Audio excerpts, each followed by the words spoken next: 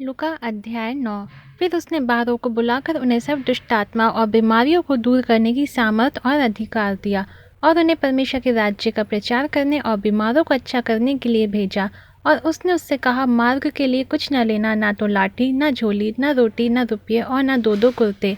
और जिस किसी घर में तुम उतरो वहीं रहो और वहीं से विदा हो।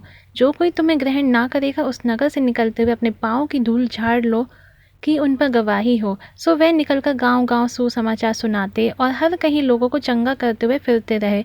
और देश की चौथाई का राजा हेरोदेस यह सब सुनकर घबरा गया, क्योंकि कितनों ने कहा कि यूहन्ना मरे हुओं में से जी उठा है, और कितनों ने यह कि एलिय्याह दिखाई दिया है, औरों ने यह कि पुराने भविष्यद्वक्ताओं में से कोई जी उठा है।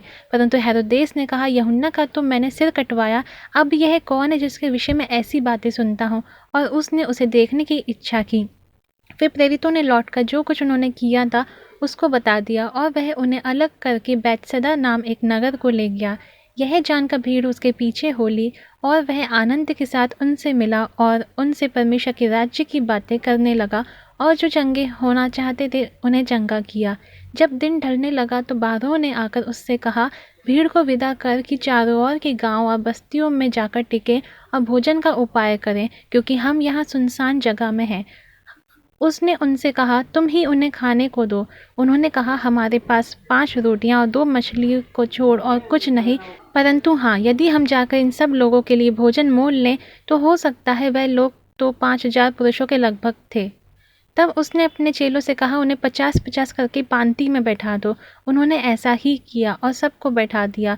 तब उसने वह 5 रोटियां और 2 मछली ली और स्वर्ग की ओर देखकर धन्यवाद किया और तोड़ तोड़ कर चेलों को देता गया कि लोगों को परोसें। सो सब खाकर तृप्त हुए और बचे हुए टुकड़ों से 12 टोकरी भरकर उठाई। जब वह एकांत में प्रार्थना कर रहा था और चेले उसके साथ थे, तो उसने उनसे पूछा कि लोग मुझे क्या कहते हैं। उन्होंने उत्तर दिया, यूहन्ना बपतिस्मा देने वाला, और कोई कोई एलिय्याह, और कोई यह कि पुराने भविष्यद्वक्ताओं में से कोई जी उठा है। उसने उनसे पूछा, परंतु तुम मुझे क्या कहते हो? पतरस ने उत्तर दिया, परमेश्वर का मसीह। तब उसने उन्हें चिताकर कहा कि यह किसी से ना कहे। और उसने कहा, मनुष्य के पुत्र के लिए आवश्यक है कि वह बहुत दुख उठाए और पुरनिये और महायाजक और शास्त्री उसे तुच्छ समझकर मार डाले और वह तीसरे दिन जी उठे। उसने सबसे कहा, यदि कोई मेरे पीछे आना चाहे तो अपने आप से इनकार करे और प्रतिदिन अपना क्रूस उठाए हुए मेरे पीछे हो ले। क्योंकि जो कोई अपना प्राण बचाना चाहेगा वह उसे खोएगा, परंतु जो कोई मेरे लिए अपना प्राण खोएगा वही उसे बचाएगा। यदि मनुष्य सारे जगत को प्राप्त करे और अपना प्राण खो दे या उसकी हानि उठाए तो उसे क्या लाभ होगा? जो कोई मुझसे और मेरी बातों से लजाएगा, मनुष्य का पुत्र भी जब अपनी और अपने पिता की और पवित्र स्वर्गदूतों की महिमा सहित आएगा तो उससे लजाएगा। मैं तुमसे सच कहता हूँ कि जो यहाँ खड़े हैं उनमें से कोई कोई ऐसे हैं कि जब तक परमेश्वर का राज्य ना देख लें तब तक मृत्यु का स्वाद ना चखेंगे।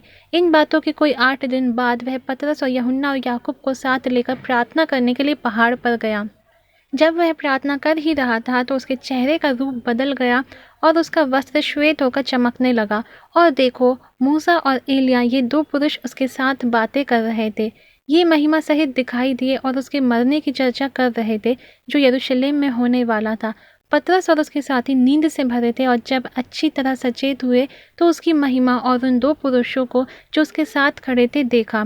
जब वे उसके पास से जाने लगे तो पतरस ने यीशु से कहा, हे स्वामी, हमारा यहाँ रहना भला है। सो हम 3 मंडप बनाए, एक तेरे लिए, एक मूसा के लिए और एक एलिय्याह के लिए।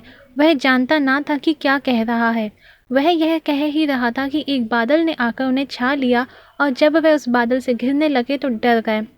और उस बादल में से यह शब्द निकला कि यह मेरा पुत्र है और मेरा चुना हुआ है, इसकी सुनो। यह शब्द होते ही यीशु अकेला पाया गया, और वे चुप रहे और कुछ देखा था उसकी कोई बातें उन दिनों में से किसी से ना कही। और दूसरे दिन जब वे पहाड़ से उतरे तो एक बड़ी भीड़ उससे आ मिली। और देखो, भीड़ में से एक मनुष्य ने चिल्लाकर कहा, हे गुरु, मैं तुझसे विनती करता हूँ कि मेरे पुत्र पर कृपा दृष्टि कर, क्योंकि वह मेरा इकलौता है। और देख, एक दुष्टात्मा से पकड़ता है और वह एकाएक चिल्ला उठता है, और वह उसे ऐसा मरोड़ता है कि वह मुंह में फेन भर लाता है और उसे कुचल कर कठिनाई से छोड़ता है। और मैंने तेरे चेलों से विनती की कि उसे निकाले, परंतु वह ना निकाल सके। यीशु ने उत्तर दिया, हे अविश्वासी और हठीले लोगों, मैं कब तक तुम्हारे साथ रहूंगा और तुम्हारी सहूंगा? अपने पुत्र को यहाँ ले आ। वह आ ही रहा था कि दुष्ट आत्मा ने उसे पटक कर मरोड़ा, परंतु यीशु ने अशुद्ध आत्मा को डांटा और लड़के को अच्छा करके उसके पिता को सौंप दिया। तब सब लोग परमेश्वर के महासामर्थ्य से चकित हुए। परंतु जब सब लोग उन सब कामों से जो वह करता था अचंभा कर रहे थे, तो उसने अपने चेलों से कहा, ये बातें तुम्हारे कानों में पड़ी रहे, क्योंकि मनुष्य का पुत्र मनुष्यों के हाथ में पकड़वाया जाने को है। परंतु वे इस बात को ना समझते थे और यह उनसे छिपी रही कि वे उसे जानने ना पाए, और वे इस बात के विषय में उससे पूछने से डरते थे। फिर उनमें यह विवाद होने लगा कि हम में से बड़ा कौन है।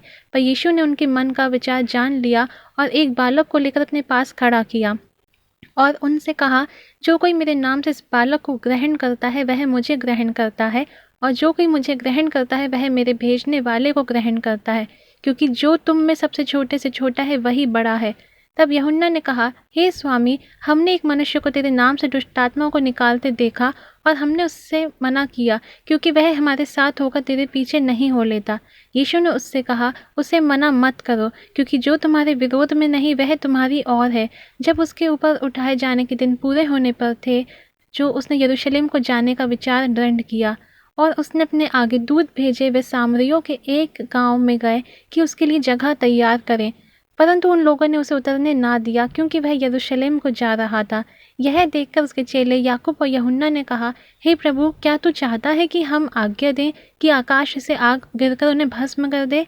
परंतु उसने फिरकर उन्हें डांटा और कहा, तुम नहीं जानते कि तुम कैसी आत्मा के हो, क्योंकि मनुष्य का पुत्र लोगों के प्राणों को नाश करने नहीं वरन बचाने के लिए आया है।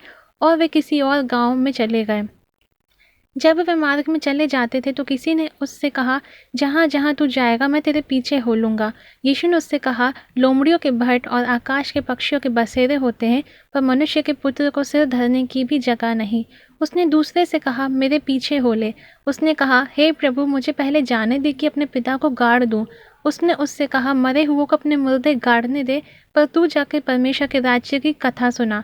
एक और ने भी कहा, हे प्रभु, मैं तेरे पीछे हो लूँगा, पर पहले मुझे जाने दे कि अपने घर के लोगों से विदा हुआ हूँ। यीशु ने उससे कहा, जो कोई अपना हाथ हल पर रखकर पीछे देखता है वह परमेश्वर के राज्य के योग्य नहीं।